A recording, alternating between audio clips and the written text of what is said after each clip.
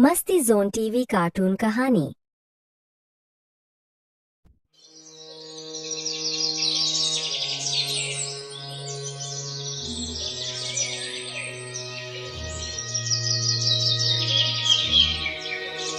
कहानी शम्सू नाम के गरीब लकड़हारे की है। शम्सू अपनी पत्नी गोपी के साथ रहता था। शम्सू का जीवन बहुत ही मुश्किलों से भरा हुआ था। गोपी, महाराज ने लकड़ी काटने पर रोक लगा दी है। उन्होंने कहा है कि अगर कोई भी पेड़ काटता हुआ पकड़ा गया तो उसे बहुत ही सख्त सजा मिलेगी। अब मैं क्या करूं? मेरे तो कुछ भी समझ में नहीं आ रहा। अगर मैं लकड़ी नहीं काटूंगा तो घर का गुजारा कैसे होगा? लकड़ी काटने के अलावा मुझे कोई और दूसरा काम नहीं आता है। आप एक काम कीजिए, मेरे ये सोने के कंगन बेचकर घर का सामान ले आइए। इससे हमारे घर का कुछ दिनों का गुजारा हो जाएगा। अरे ये सोने के कंगन तो मेरी माँ ने दिए थे तुम्हें, और तुम्हें ये सोने के कंगन बहुत पसंद है। फिर तुम इन्हें बेचने के लिए कैसे कह सकती हो गोपी? हम कोई रास्ता जरूर निकाल लेंगे पैसे कमाने का। तुम ये सोने के कंगन अपने पास संभाल के रखो। इन्हें बेचने का तो मेरा भी मन नहीं है, लेकिन हम कर भी क्या सकते हैं? भूखे पेट भी तो नहीं रहा जाता है। सोने के कंगन तो और आ जाएंगे। अब तुम जल्दी जाओ और ये सोने के कंगन बेच आओ। एक बात ध्यान रखे, किसी के बहकावे में मत आ जाना। आजकल लुटेरे बहुत है, रास्ते में अपना ख्याल रखना। शम्सू सोने के कंगन बेचने के लिए निकल जाता है।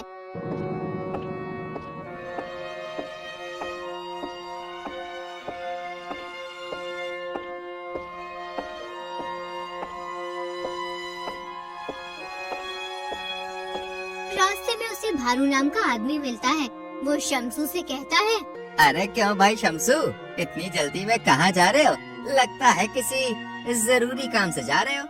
हाँ भाई भानु, मैं एक जरूरी काम से जा रहा हूँ। दरअसल मैं अपनी पत्नी के सोने के कंगन बेचने जा रहा हूँ।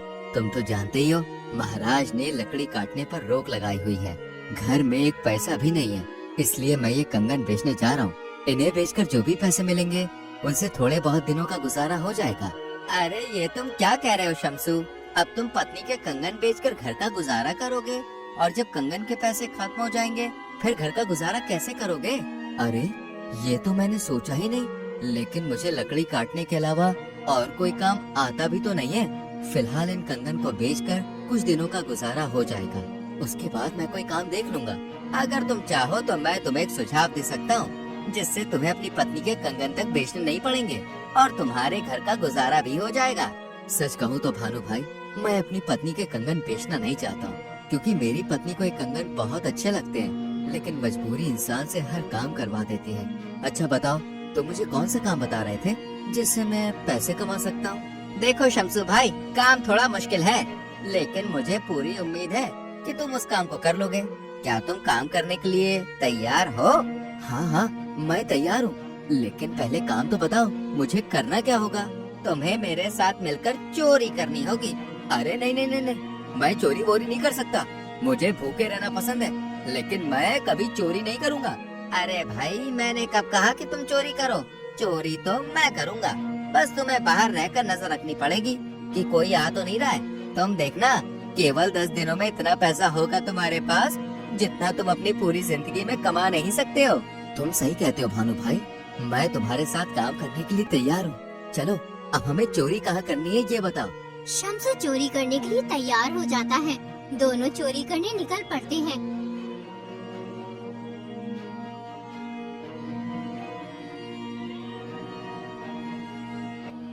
रास्ते में उन्हें एक आदमी दिखता है जो हाथ में झोला लिए आ रहा होता है।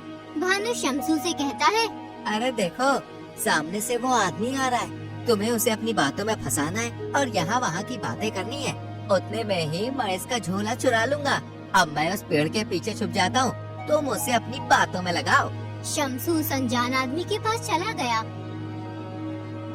और फिर उसे अपनी बातों में उलझाने लगा। अरे भाई साहब, मैं इस गांव में पहली बार आया हूँ। अगर तुम मुझे सुहानपुर जाने का रास्ता बता दोगे तो तुम्हारी बड़ी कृपा होगी। अरे क्यों नहीं, मैं अभी तुम्हें जाने का रास्ता बताता हूँ। तुम एक काम करो, इस रास्ते पे सीधे चले जाओ। थोड़ी दूर चलने के बाद तुम्हें एक गांव दिखेगा। वो सुहानपुर का गांव नहीं है। अभी तुम्हें और आगे चलना पड़ेगा। 2 मील चलने के बाद तुम्हें दूसरा गांव दिखाई देगा। उसके बराबर से एक रास्ता जा रहा है, तुम उसी रास्ते पे चले जाना। वो रास्ता तुम्हें सुहान पर पहुंचा देगा। उतने में ही भानु अनजान आदमी के हाथ से झोला चुरा कर ले जाता है। सुहानपुर गांव का रास्ता तो बहुत ही मुश्किलों से भरा हुआ है। अच्छा भाई, अब मैं चलता हूँ। रास्ता बताने के लिए तुम्हारा बहुत बहुत शुक्रिया। इतना कहकर शम्सू वहाँ से फरार हो जाता है। जब अनजान आदमी को अपने झोले की याद आती है तो वो घबराकर चिल्ला उठता है। अरे मेरा झोला कहाँ गया? लगता है वो रास्ता पूछने वाला चुरा कर ले गया। अब मैं क्या करूँ? मैं तो लुट गया, बर्बाद हो गया। मेरी पूरी महीने की तनख्वाह चुरा ले गया कमबख्त। अब मैं अपनी पत्नी को क्या जवाब दूंगा? अगर मैंने उसे पैसे नहीं दिए तो वो तो मेरे बाल नोच डालेगी। ऐ ईश्वर, मेरी मदद कर। आज के जमाने में किसी के साथ भलाई करना गलत है। भानु और शम्सू थोड़ी दूर जाने के बाद उस झोले को खोलते हैं। उस झोले में बहुत सारे पैसे निकलते हैं। देखो भाई, मैंने तुमसे कहा था, कितने सारे पैसे हैं। इतने की तो तुम्हारी पत्नी के कंगन भी नहीं बिकते।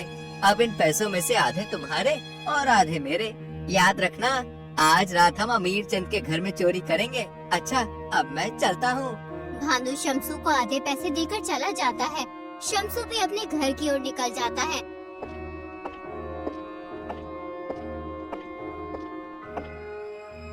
जब वो घर पहुंचता है तो उसकी पत्नी कहती है, आ गए तुम कंगन बेचकर। कितने पैसों के बिके हैं? लाओ जल्दी पैसे दे दो, मैं घर का सामान ले आती हूँ। अरे गोपी, ये लो पैसे और ये लो अपने कंगन। इन्हें संभाल कर रखो। अब हमें कंगन बेचने की कभी जरूरत नहीं पड़ेगी। जाओ, अब इन पैसों से घर का सामान ले आओ। जल्दी जाओ, मुझे बहुत तेज भूख लगी है। ये तुम इतने सारे पैसे कहाँ से लेकर आए हो? कहीं तुमने कोई गलत काम तो नहीं किया? अरे तुम ये क्या कह रही हो गोपी? मैं भला गलत काम क्यों करूँगा? अरे मुझे ये पैसे मेरे एक दोस्त ने दिए और उसने मेरी नौकरी भी लगवा दी है। जब मुझे पैसे मिलेंगे तो मैं उसके पैसे लौटा दूंगा। शम्सू अपनी पत्नी से झूठ बोल देता है और रात होने पर भानु के पास चोरी करने के लिए चला जाता है।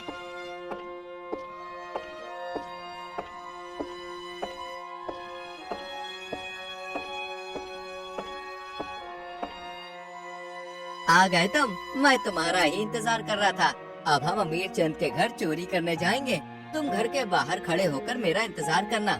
मैं घर के अंदर जाकर सारा माल चुरा कर ले आऊंगा। अगर किसी को भी हमारे ऊपर कोई शक हो या हमें कोई देख ले तो तुम मुझे सीटी बजाकर सूचना दे देना। मैं तुरंत ही वहाँ से फरार हो जाऊंगा। समझे भाई? अब जल्दी चलो, ये सही वक्त है चोरी करने का।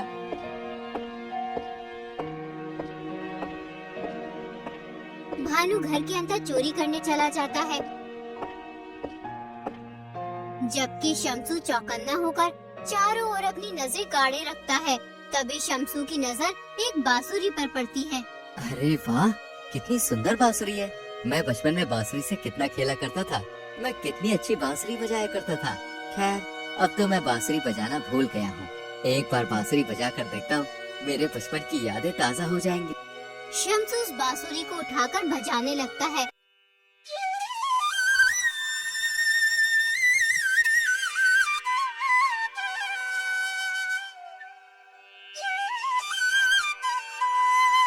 बांसुरी की आवाज सुनकर कुछ गांव वालों की आंख खुल जाती है और भानु भी घबराने लगता है।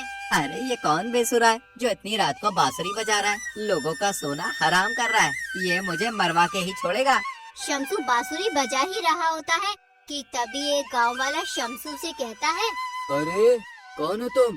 पहले कभी तुम्हें नहीं देखा इस गांव में, और ये बांसुरी बजाकर लोगों की नींद क्यों खराब कर रहे हो? लगता है हमारी चोरी का गांव वालों को पता चल गया। अगर मैं चोरी का माल बाहर लेकर गया तो गांव वाले मुझे बहुत पीटेंगे।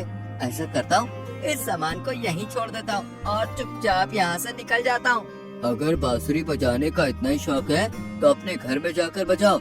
यहाँ क्यों लोग की नींद खराब कर रहे हो? मुझे लगता है कि तुम कोई पागल हो। भानु ये सब खड़ा होकर सुन रहा होता है। फिर गांव वालों के पास आकर कहता है, तुम सही कह रहे हो भाई, ये पागल है। इसका जहाँ भी मन करता है वहीं बांसुरी बजाना शुरू कर देता है। अरे तुम इसे माफ कर दो, अब ये आगे से ऐसा नहीं करेगा। तुम कह रहे हो इसलिए छोड़ रहा हूँ, वरना इसे अभी महाराज के पास ले जाता और सख्त से सख्त सजा दिलवाता। सारी नींद खराब कर दी मेरी। पागलपन की भी हद होती है। वो आदमी वहाँ से चला जाता है। भानु को शम्सू पे बहुत गुस्सा आता है। अच्छा, तब बांसुरी तुम बजा रहे थे? अरे तुम तो आज मुझे मरवा ही देते। अरे चोरी करते वक्त बांसुरी कौन बजाता है? मैंने सारा सामान चुराकर झोले में भर लिया था, लेकिन तुमने बांसुरी बजा दी। मुझे वो सामान वहीं छोड़ना पड़ा। तुम्हारी बांसुरी की वजह से आज मुझे बहुत नुकसान हुआ है। अरे भानु भैया, मैं मानता हूँ कि मुझसे गलती हो गई है। उस बांसुरी को देखकर मुझे अपने बचपन की याद आ गई थी, फिर मुझसे रहा नहीं गया, इसलिए मैंने वो बांसुरी बजा दी। इस बार मुझे माफ कर दो। आज के बाद ऐसी गलती कभी नहीं करूँगा। ठीक है, इस बार मैं तुम्हें माफ कर देता हूँ, लेकिन अगर दोबारा तुमने ऐसी कोई हरकत की तो मैं तुम्हें अपने साथ नहीं लेके जाऊंगा, समझे? चलो अब घर चलते हैं, कल हम पास वाले गांव में चोरी करने चलेंगे। दोनों अपने घर चले जाते हैं और रात होने पर दोबारा चोरी करने निकल जाते हैं। सुनो, मैं उस सामने वाले घर में चोरी करने जा रहा हूँ। तुम यहीं खड़े होकर मेरा इंतजार करो। अगर कोई आया तो मुझे बता देना और पहले जैसी हरकत मत करना। हाँ, अब मैं जा रहा हूँ। अपनी आँख और कान खुले रखना।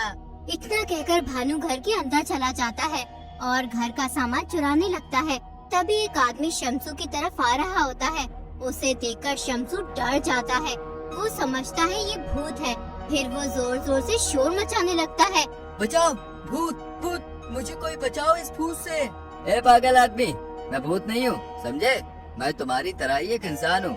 मेरी पत्नी से मेरी लड़ाई हो गई है, इसलिए मैं घर के बाहर आ गया हूँ। वैसे तुम इतनी रात में यहाँ क्या कर रहे हो?